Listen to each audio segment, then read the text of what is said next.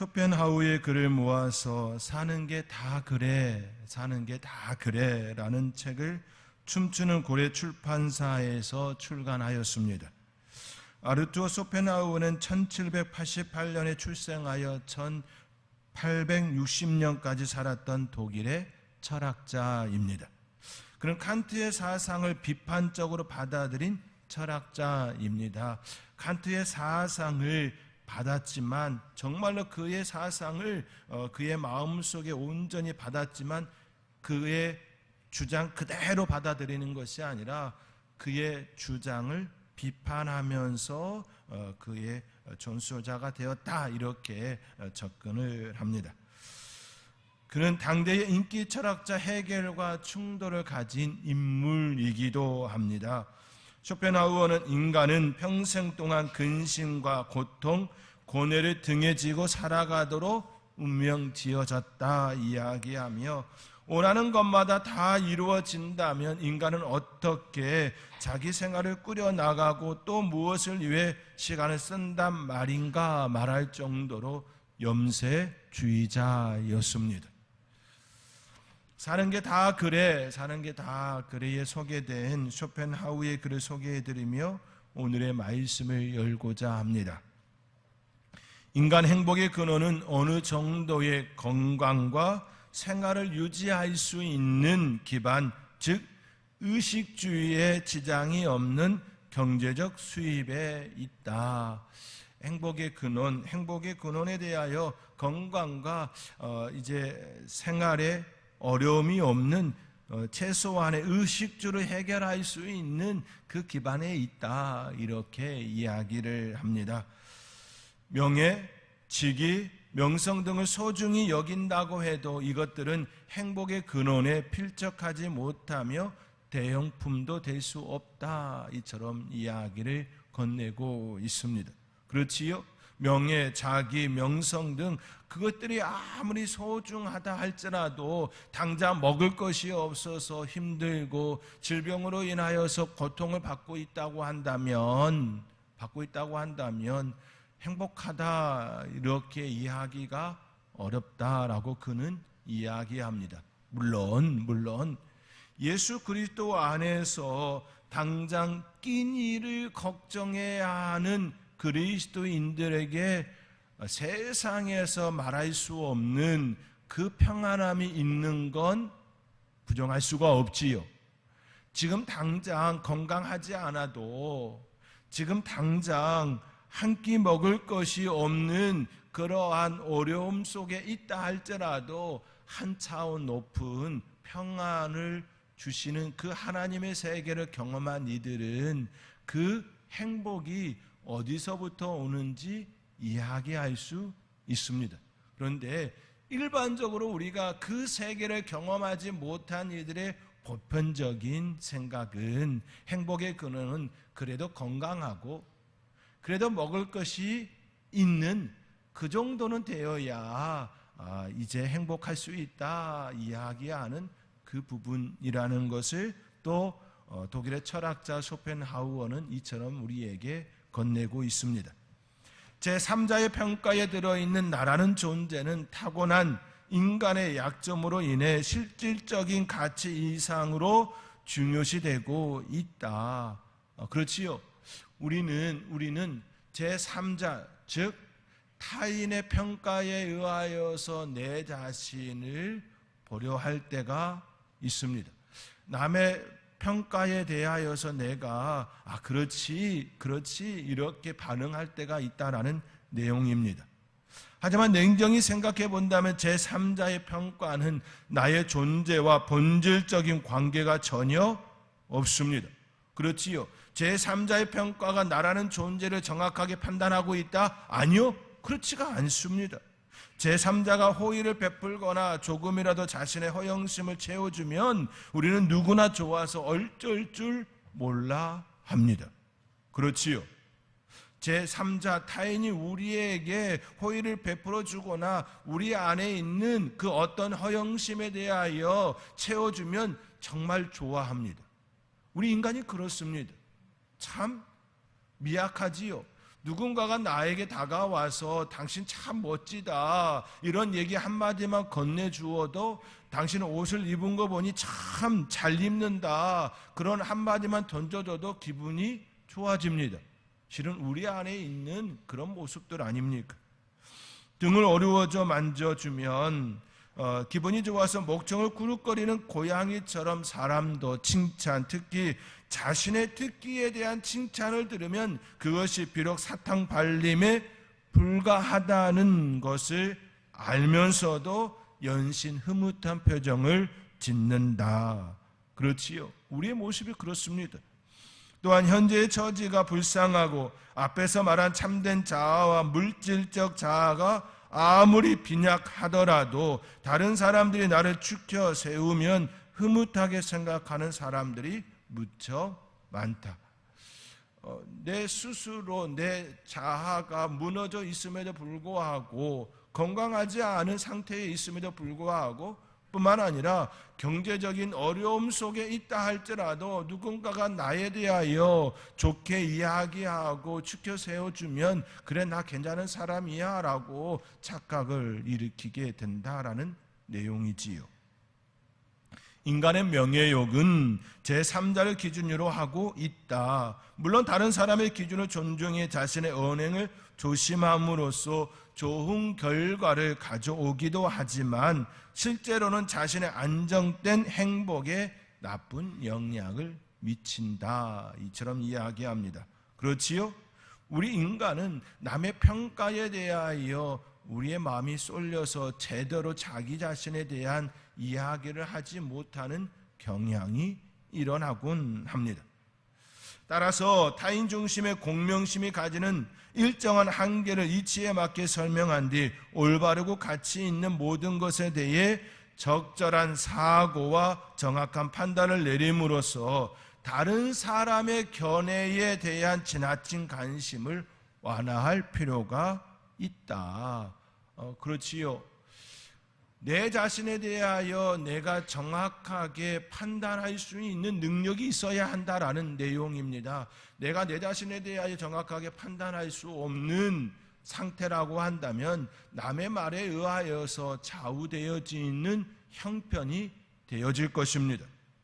이것은 다른 사람의 호감이나 비난을 사실 경우에도 마찬가지다. 왜냐하면 어느 경우에든 모두 자신의 태도가 결정되어 있기 때문이다. 만일 그렇게 되지 않는다면 우리는 다른 사람의 사고나 견해의 노예가 되고 말 것이다. 자기 자신에 대한 바른 분석과 판단이 날마다 일어나지 않으면 다른 사람에 의하여서 내가 움직여지기에 좌우되어지기에 다른 사람의 노예가 되어진다라는 내용이지요. 그렇습니다. 내가 바르게 내 자신을 판단하고 지금 내 상태, 내 자존감, 나의 현 위치에 대하여 명확하게 알 수 없다면, 아니 평가하지 못하고 있다면 남들의 말에 늘 귀를 기울이고 그 사람의 평가에 따라서 내 삶이 흔들릴 것입니다. 그러면 제대로 된 삶을 살 수가 없는 것이겠지요. 결국 다른 사람의 노예가 되어지곤 하는 것이지요. 그러므로 우리 자신에 대하여 바르게 평가가 필요하다. 이런 이야기를 지금 쇼펜하우어는 하고 있습니다. 찬사를 즐기는 사람의 영혼은 비천하고 설익은 것들에 의해 지배당한다. 만일 더 많이 행복해지고 싶다면 우선은 진정한 자아와 제3자의 눈에 비친 자신을 비교해 전자의 가치를 판단할 필요가 있다. 생활을 충실하게 이어나가는 것과 참된 자아 및 물질적 자아에 속하는 요소들은 모두 진정한 자아에 속한다. 왜냐하면 이 모든 것이 작용하는 영역은 자기 자신의 의식이며 반대로 타인에 대한 자아로서 자신이 작용하는 영역은 신빙성이 없는 제3자의 의식으로 이는 자신이 반영된 다른 사람의 심리적 환상과 그에 따르는 여러 생각이나 느낌에 불과하기 때문이다. 이처럼 이야기합니다. 결국 무엇을 얘기하는 것입니까? 내 안에 참된 자아, 그렇죠? 내 안에 참된 자아가 있습니다. 그리고 그 자아가 건강한 상태에 있기도 하고 때로는 불건강한 모습으로 있을 때도 있습니다. 그것에 대하여서 제3자가 이야기하였을 때에, 제3자가 나에 대하여서 평가였을 때에 그 평가가 진짜 내 참 자아, 그 자아에 대하여 바르게 평가했는지에 대하여서 내가 알아야 한다라는 내용이지요. 내가 알지 못한다면 내 참 자아에 대하여서 남들이 평가한 그 평가에 의하여서 내가 그렇구나 라고 고개를 끄덕이며 사는 삶이 될 수밖에 없습니다. 그러므로 나의 내 존재에 대하여서, 내 자아에 대하여서 바르게 인식이 일어나야 합니다. 그리고 남들이 나의 평가한 그것에 대하여 내가 바르게 볼 수 있는 안목도 있어야 합니다. 이렇게 되어지면 이제 나의 존재에 대한, 나의 참 자아에 대한 평가가 있고, 그리고 남들이 나에 대하여 이야기하였을 때에 지나치게 이야기하는 그 사람의 평가는 결국 나에게 아첨하는 자라는 것을 내가 이야기할 수 있게 됩니다. 이야기하지 않는다 할지라도 내 마음속에 그 사람에 대하여 바르게 인식을 할 수 있게 됩니다.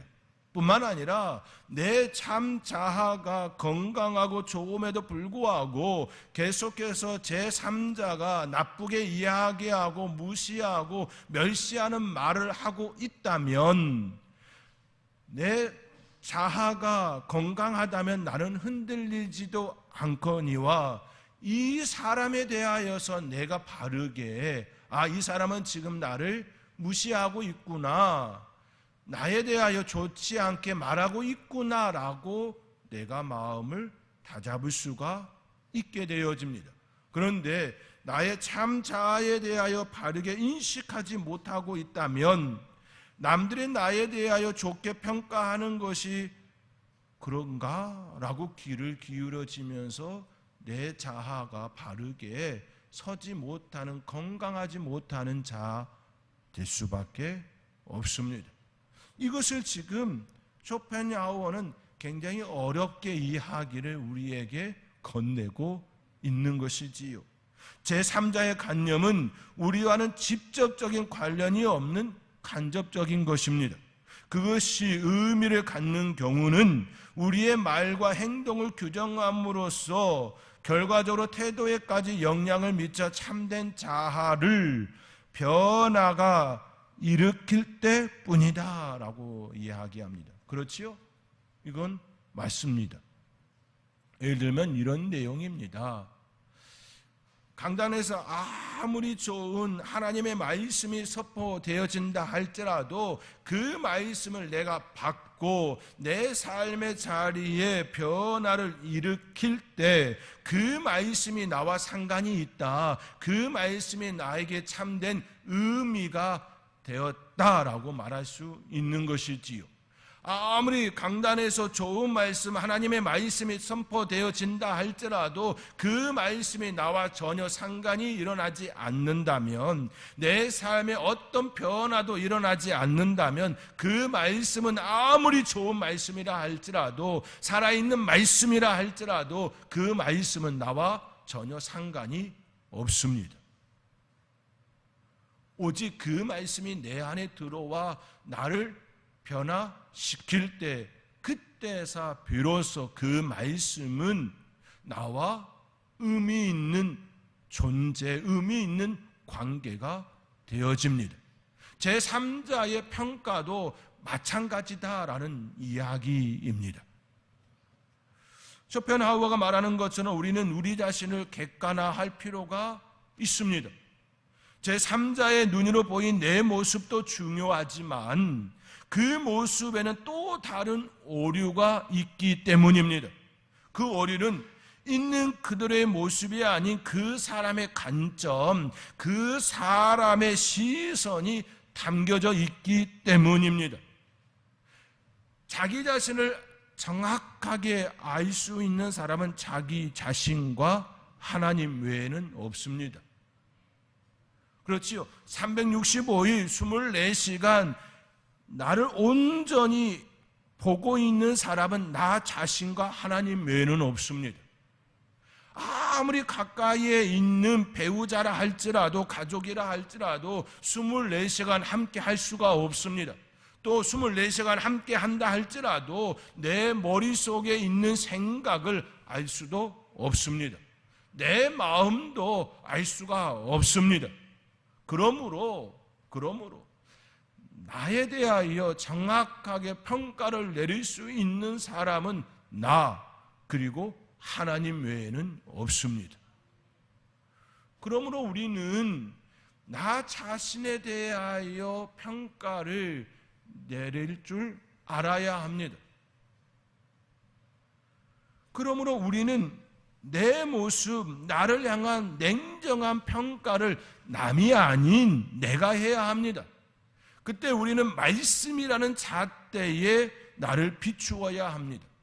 왜냐하면 나에 대하여 정확하게 볼 수 있는 대상은 나와 하나님 외에는 없기 때문입니다. 그러므로 하나님의 말씀으로 내 자신을 바르게 평가할 줄 알아야 합니다. 그러할 때에 내 삶이 흔들리지 아니하고 견고하게 단단하게 선 장성한 분량의 사람이 될 수가 있습니다. 오늘 본문의 말씀에서도 이에 대한 이야기가 담겨 있습니다. 우리는 시간이 지나면 반드시 무엇이 되었든 아는 것이 발생합니다. 아는 것이 발생하면 거기에는 힘이 일어납니다. 힘이 생깁니다. 아는 것이 힘이다라는 격언이 있는 것처럼 시간이 쌓이면 반드시 힘이 나타납니다. 오늘 본문 12절 상반전에서도 때가 오래되었으므로 너희가 마땅히 선생이 되었을 터인데 라고 언급하고 있습니다. 그렇지요. 때가 오래되었기에 아는 것이 일어났기에 선생이 되어진 건 마땅한 모습입니다. 때가 오래되었다라는 말은 연조가 많이 쌓였다라는 의미이지요. 다른 말로 표현하면 아는 것이 많아졌다라는 뜻입니다. 아는 것이 많기에 선생도 되었습니다. 한 교회에 10년, 20년, 30년, 40년, 50년이 넘는 성도들은 그 교회의 역사에 대하여 어느 누구보다도 잘 알고 있습니다. 그것은 당연한 이치입니다. 당연하지요. 그로 인해 남들에게 교회의 역사에 대하여, 교회에 대하여 이야기할 거리가 굉장히 많습니다. 안다라는 것은 결국 힘이지요. 그 안에는 반드시 힘이 발생합니다. 그러나 그것이 나를 드러내기 위함이라면 그것은 아주 잘못된 모습입니다. 오히려 오늘 본문은 오래되었음에 대하여 이야기하지 않습니다. 알아야 할 하나님의 말씀, 하나님의 말씀에 대하여 이야기합니다. 오늘 본문 12절입니다. 우리 함께 오늘 본문 12절의 말씀 함께 읽겠습니다. 때가 오래되었으므로 너희가 마땅히 선생이 되었을 터인데 너희가 다시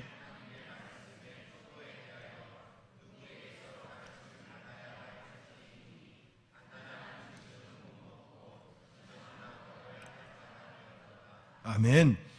때가 오래되었지만 하나님의 말씀의 초보에 대하여 모르니 배워야 한다라고 히브리서 기자는 말씀합니다. 이 말씀의 요지는 이렇습니다. 이스라엘 백성들은 오랫동안 하나님의 율법, 구약의 율법, 구약의 말씀, 구약의 선지자들의 그 말씀들을 익히 알고 있었습니다. 특히나 율법사들과 사두개인 그리고 바리새인들은 율법에 대하여, 구약의 말씀에 대하여, 선지자의 그 글들에 대하여 어느 누구보다 더 잘 알고 있었습니다. 그러나 그들이 알지 못한 부분이 있었지요. 그것은 바로 주의 복음, 하나님의 말씀, 오늘 본문의 말씀에 의하면 하나님의 말씀의 초보입니다. 즉 주의 복음, 주의 복음이지요. 예수님께서 왜 이 땅에 오셨는지, 메시아 예언이 누구를 가리키고 있는지, 구약의 제사와 예수님의 십자가가 어떤 상관관계가 있는지, 또 그 차이는 무엇인지, 그들은 율법은 알았으나, 선지자의 글은 알았으나, 메시아의 예언의 말씀은 알았으나, 그것이 가리키고 있는 복음, 예수 그리스도에 대하여 알지 못했습니다. 예수님의 존재가 그들과 무슨 상관이 있는지, 구약과 신약의 말씀이 어떤 관계인지, 그 관계성에 대하여, 그 상관성에 대하여 알지 못했습니다. 그리하여 히브리서 기자는 하나님의 말씀의 초보에 대하여 누구에게서 가르침을 받아야 할 처지, 이처럼 표현합니다.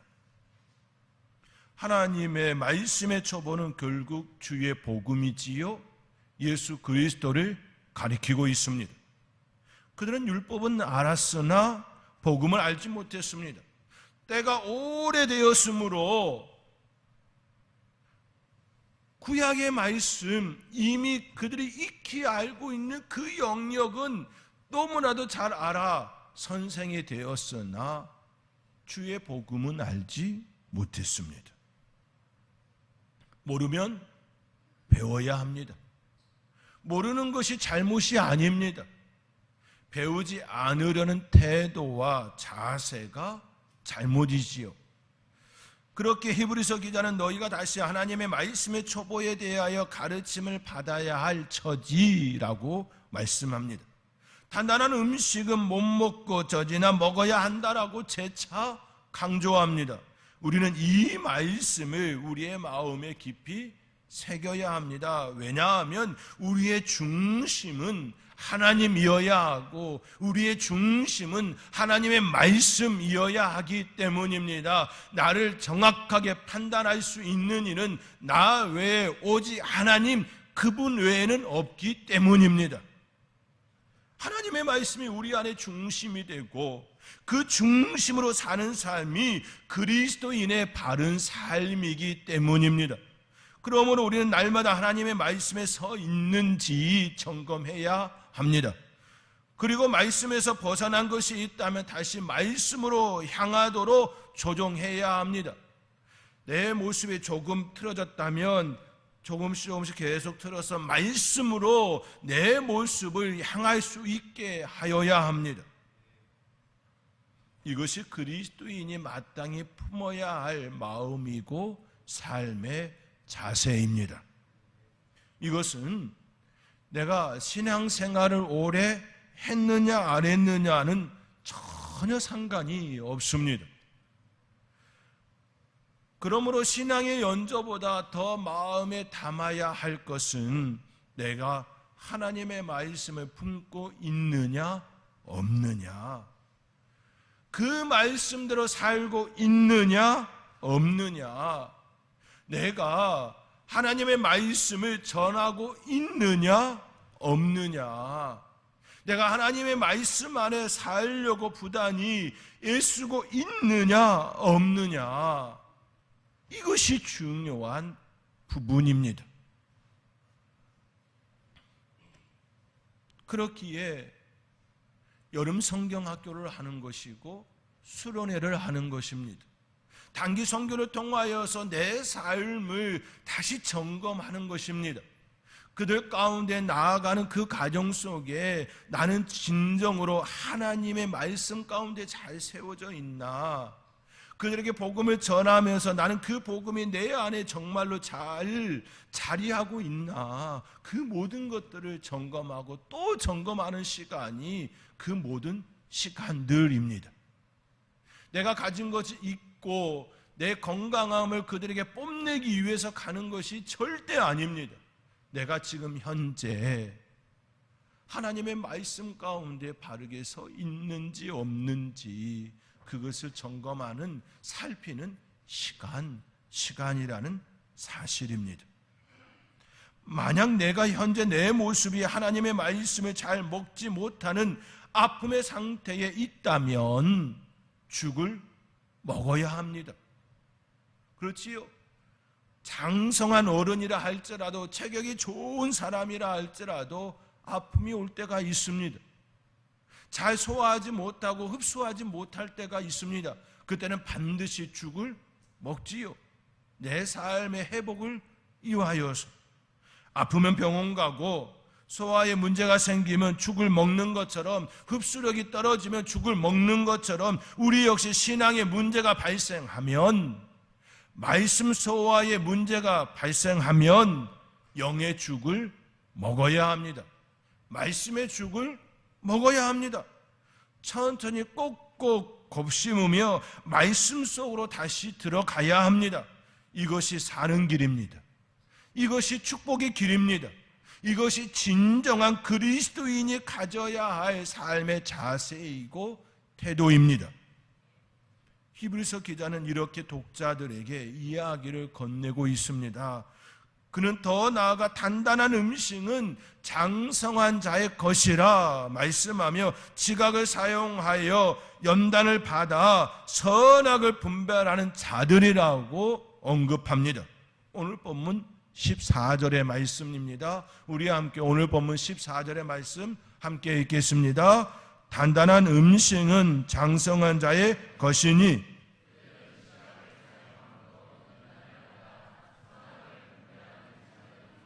아멘. 지각을 사용함으로 연단을 받아 선악을 분별하는 자들이니라. 하나님의 말씀을 알고 하나님의 말씀을 중심에 두고 살아가는 삶은 결국 선악을 분별하는 삶입니다. 신앙의 연수가 많고 적음으로 선악을 분별하는 것 아니지요. 선악을 분별하는 기준은 말씀이기 때문입니다. 말씀이 내 안에 있느냐 없느냐, 그것에 의하여 선악을 분별할 수 있는 힘이 일어나는 것입니다. 그러므로 말씀을 알고 말씀이 내 안에 작동하고 말씀으로 세상을 판단하는 수준에 이르러야 합니다. 그리고 분별력 있는 삶을 살아야 합니다. 이 사람이 장성한 자입니다. 어린이 된다는 것은 결국 자신의 삶을 책임진다라는 것이지요. 책임을 지기 위해서는 스스로 판단하는 능력을 갖추어야 합니다. 세상에 대하여 바르게 판단할 수 있는 분별력, 판단력을 가져야 합니다. 어제 점심 식사 시간에 성도님들과 함께 식탁의 교제를 가지면서 어릴 적 부모님께 훈계를 들었던 이야기가 잠시 식탁의 대화의 주제가 되었습니다. 아버지께 혼나면서도 내가 지극히 잘못했으니 혼나는 것이 마땅하다는 마음이 들었다라는 집사님의 이야기가 있었습니다. 매를 맞으면서 매를 맞는 내 모습이 마땅하다, 내가 잘못했으니 매를 맞는 것이 마땅하다라는 그런 마음이었다라는 것입니다. 만약 그때 혼나야 할 일이 있었음에도 혼나지 않았다면 바르게 깨닫지 못했을 것입니다. 그리고 그의 잘못에 대하여 매듭짓고 새로운 삶으로 나아가는 그 시작점이 되지 못했을 것입니다. 그러나 혼이 남으로써 자신의 잘못을 다시 생각하고 뉘우치는 시간이 될 수 있는 것이지요. 여기서 중요한 사실은 그때 부모의 마음은 아프다. 부모의 마음은 아프다라는 사실입니다. 자녀가 잘못하였기에 훈계를 해야 하지만 그 훈계로 인하여 그 자녀가 아픔을 겪어야 하기에 부모의 마음은 힘들지요. 아프지요. 견딜 수 없습니다. 자녀를 때리는, 훈계하는 그 부모의 마음은 더 아픕니다. 그러나 반드시 훈계해야 합니다. 왜냐하면 지금까지의 그들의 잘못에 대하여 매듭 짓고 새로운 시작으로 나아갈 수 있는 힘이 되기 때문입니다. 끝과 시작이 그 훈계 가운데에 있기 때문입니다. 그렇지만 반드시 하고 싶지 않지만 해야 하는 것이지요. 자녀의 훈계도 여기에 속합니다. 아직 선악을 분별하지 못하는 때이므로 바른 훈계를 통해 몸으로 마음으로 배우는 시간이 반드시 필요로 합니다. 히브리서 기자는 이를 연단을 받아라는 말로 사용하고 있습니다. 연단을 받아. 우리는 우리의 삶의 자리에서 하나님께서 주시는 훈련을 통해 연단을 받습니다. 그 연단은 우리로 하여금 성장하게 합니다. 그 연단은 우리로 하여금 축복의 길로 들어서게 합니다. 잘못되었음에 대하여 깨닫게 하시고 또 지금의 그릇보다 더 크게 하시기 위하여 연단을 통하여 그릇을 넓히는 그 작업도 하게 합니다. 결국 그 연단은 우리로 하여금 성장이요 축복이요 은혜가 되게 하십니다.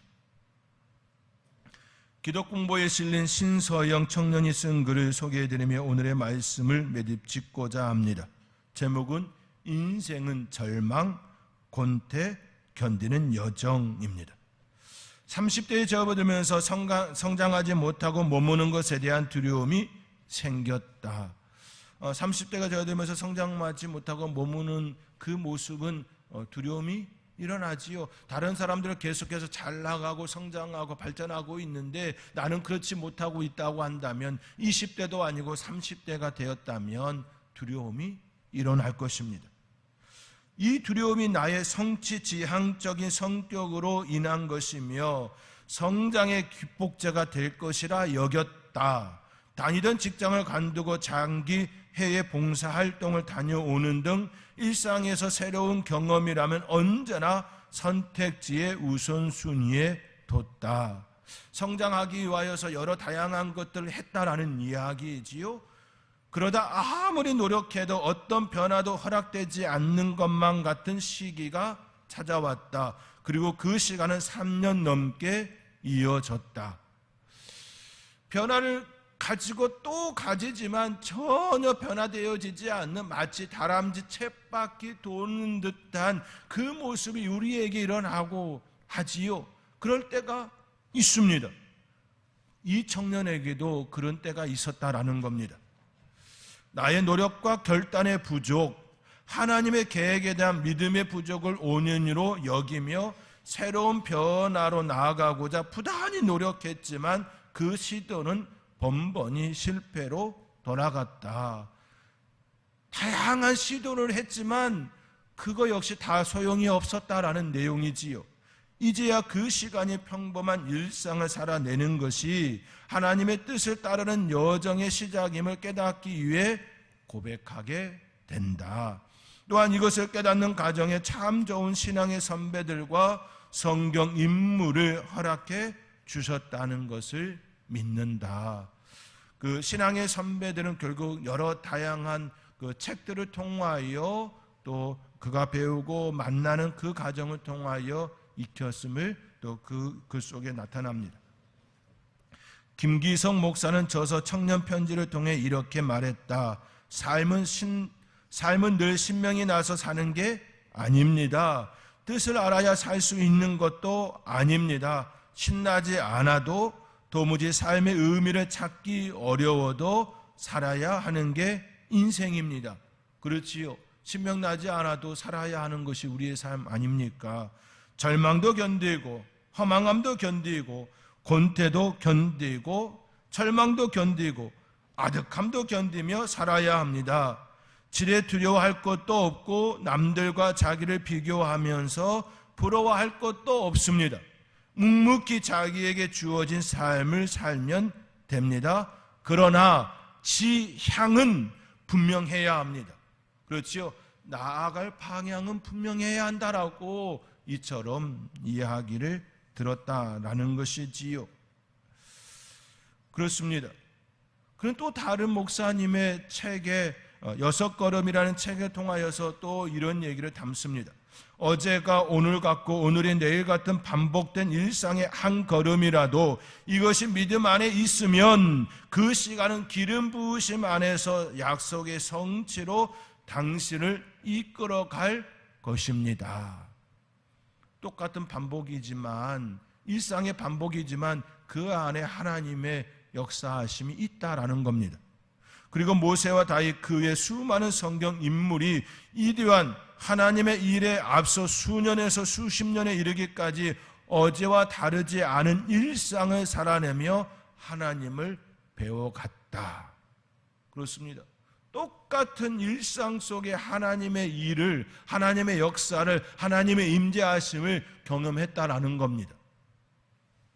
사랑하는 성도 여러분, 신서영 청년은 이처럼 반복된 일상 속에서 어제와 오늘이 같은 삶의 자리에서도 무력감을 느끼지 않기를 소망한다 고백합니다.